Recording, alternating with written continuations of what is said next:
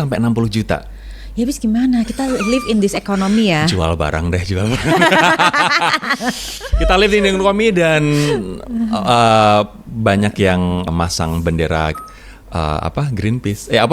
One Piece kok Greenpeace. Greenpeace daripada Indonesia ya. Banyak juga yang bilang Indonesia gelap. Anyway. Terus gimana Mbak? Habis 60 juta terpenuhi ya kan? Habis itu? Nah, nextnya adalah impian-impian kita. Tabungan? Investasi? Nah, ini dia. Impian kita itu kan juga mungkin salah satunya adalah misalnya mau berkeluarga, atau misalnya mau punya rumah sendiri, atau misalnya yang udah punya keluarga kepingin anaknya bisa sekolah di sekolah yang bagus. Itu kan impian, bener gak sih? Orang bebas punya mimpi. Menurut aku mimpi itu tuh nggak pernah salah gitu loh. Tinggal kita realistis pada saat jatuh temponya aja, kira-kira kan kayak gitu. Nah terus itu gimana caranya? Itu kenapa nabung sama investasi itu two different things. Nabung ini tuh udah jelas Rory, ujungnya tuh ada. Lu nabung buat haji, lu nabung buat umroh, lu nabung buat apa? Pada saat itu jatuh tempo, wajar aja tabungannya jadi 0 karena udah lo pakai.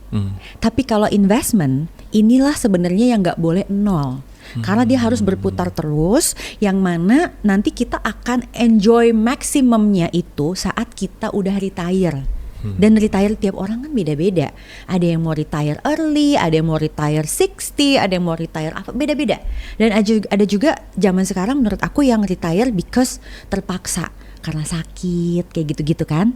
Nah itu kenapa bedain antara nabung dengan investment, even though asetnya sama. Gitu. Oke, tabungan berarti untuk sesuatu yang akan terjadi, tapi investasi kita jadikan sebagai bekal hari tua. Yes, bener. Jadi urutannya gitu ya Mbak ya. I see. Oke. Tapi kalau sekarang nabung, itu masih relevan nggak Mbak? Atau lebih baik langsung ke investasi atau misalnya cari skill atau income baru?